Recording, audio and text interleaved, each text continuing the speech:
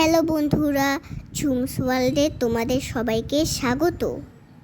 আজ আমি তোমাদের জন্য নিয়ে এসেছি চিকেন কোফতা কারি রেসিপি।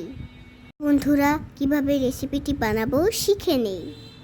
প্রথমে আমরা 300 গ্রাম মুরগির মাংস কিমা করে নিব। তারপর কিমাটার মধ্যে এক এক করে পেঁয়াজ কুচি, স্বাদ মতন পেঁয়াজ আর রসুন বাটা দিব, আদা বাটা, পানি ঝরানো টক দই 1 চামচ, একটি ডিম ভেঙে দিয়ে দিব,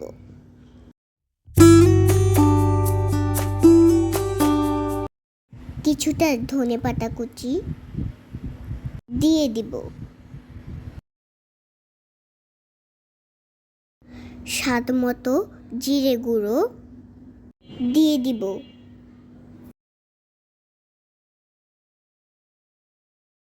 স্বাদ মতো ধনে গুঁড়ো,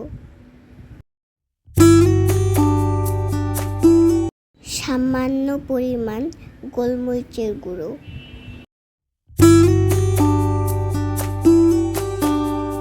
স্বাদ মতন গরম মশলা গুঁড়ো,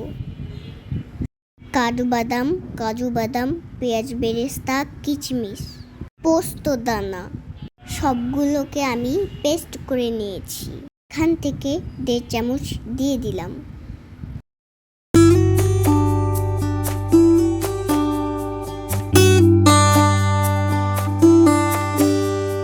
স্বাদ মতন লবণ। সবগুলো উপকরণ হাত দিয়ে মিশিয়ে নিব। ভালো করে মিশাতে হবে।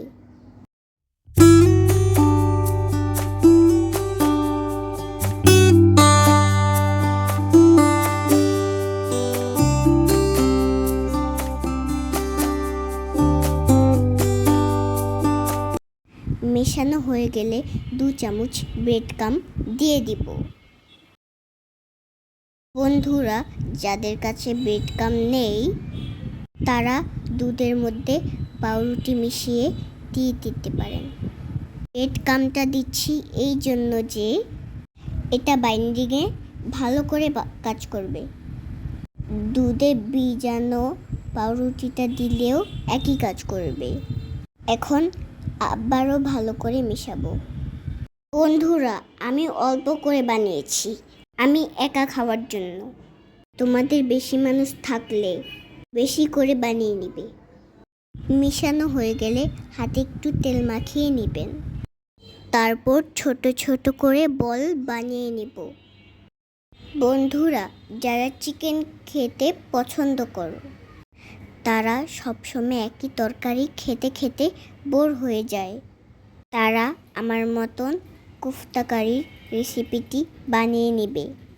আশা করি খুবই ভালো লাগবে। যদি ভালো লাগে তাহলে আমাকে একটি লাইক দিয়ে দিবে। আমার চ্যানেলটাকে সাবস্ক্রাইব করে আমার পাশে থাকবে।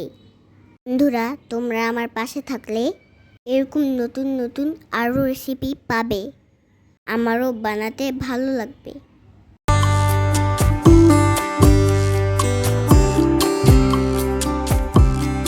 দেখুন বন্ধুরা, এভাবে বলগুলো বানিয়ে নিতে হবে। তারপর চুলায় একটি প্যান বসিয়ে সামান্য পরিমাণ তেল দিয়ে দিবেন। তেলটা গরম করে বলগুলো উল্টে পাল্টে ভেজে নেবেন। এই বলগুলো ভালো করে ভেজে নিলে বিকেলে নাস্তা হিসাবেও খেতে পারবে। একটু সস দিয়ে খেয়ে দেখবে কতটা মজা লাগে। আমি তো এখান থেকে 2-1টা বল এমনিই খেয়ে ফেলেছি। সুন্দর একটা ব্রাউন কালার আসলে বলগুলো নামিয়ে নেবেন। এবার প্যানের সেই তেলের মধ্যেই কিছুটা পেঁয়াজ কুচি দিয়ে ভেজে নেব।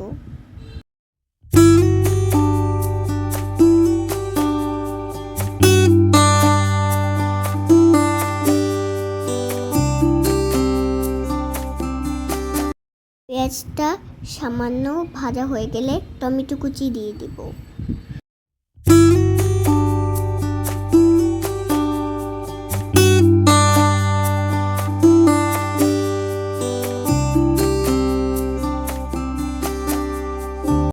এবার টমেটো আর পেঁয়াজটাকে ভালো করে নেড়ে চেড়ে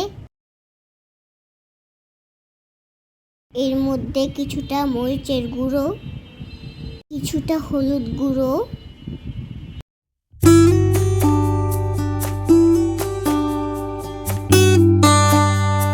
কিছুটা লবণ দিয়ে নেড়ে চেড়ে কষিয়ে নিব।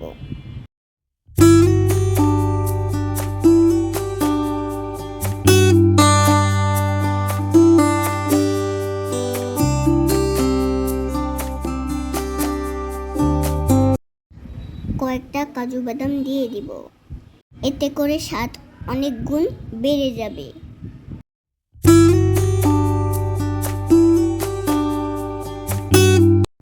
সামান্য পরিমাণ পানি দিয়ে দিব।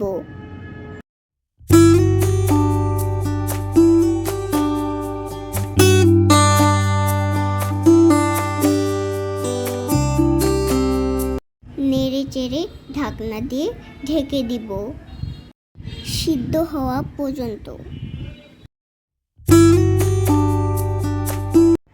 গ্রেভিটা শুকিয়ে আসলে একটা পাত্রে গ্রেভিটা তুলে নিব। এতক্ষণ আমরা টমেটো দিয়ে এই গ্রেভিটা তৈরি করলাম। এই গ্রেভিটা কোফতার স্বাদ অনেক গুণ বাড়িয়ে দিবে। এবার চুলায় প্যান বসিয়ে সামান্য পরিমাণে তেল দিয়ে দিব। তেলটা গরম হয়ে গেলে সামান্য পরিমাণে পেঁয়াজ কুচি দিয়ে দিব।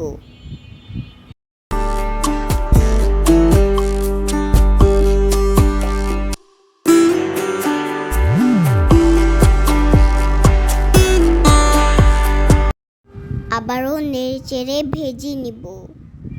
এর মধ্যে 1 চামচ পেঁয়াজ রসুন বাটা দিয়ে দিব,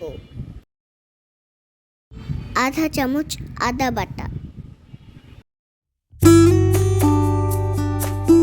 ঢাকনা দিয়ে ঢেকে দিব, নয়তো মশলাগুলো ছিটতে থাকবে।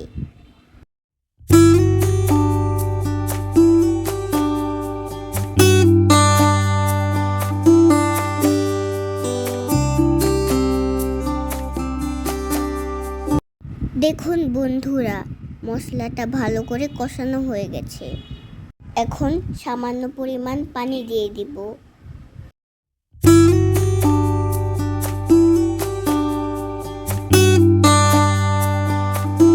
এখন এর মধ্যে আধা চামচ ধনিয়া গুঁড়া দিয়ে দিব।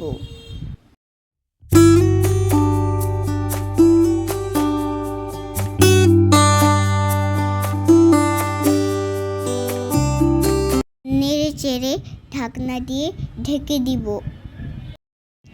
মশলাটা পুরোপুরি কষানো হয়ে গেছে। এখন বাটিতে রাখা গ্রেভিটা ঢেলে নেব। নেড়ে চেড়ে বাটি ধুয়ে কিছুটা পানি দিয়ে দিব।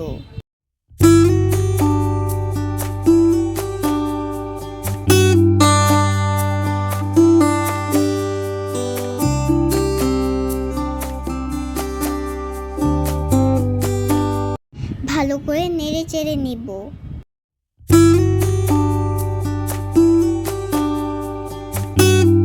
এবার পরিমাণ মতো পানি দিয়ে দিব।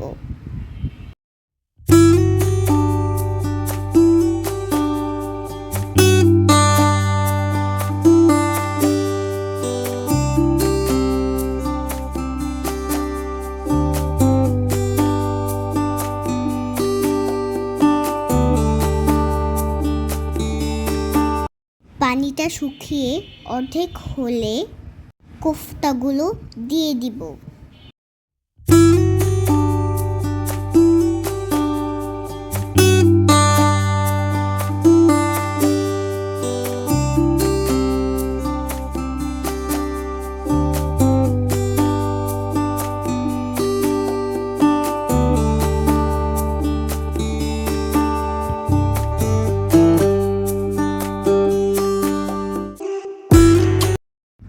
ঢাকনা দিয়ে ঢেকে সিদ্ধ করে নিব। বন্ধুরা, কোফতাগুলো সিদ্ধ হতে বেশি সময় লাগবে না। এবার ঝোলটা শুকিয়ে অর্ধেক হয়ে গেলে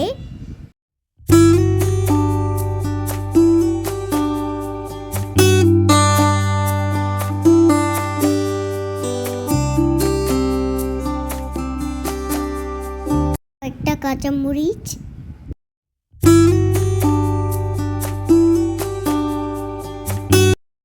কয়েকটা পেঁয়াজ কুলি,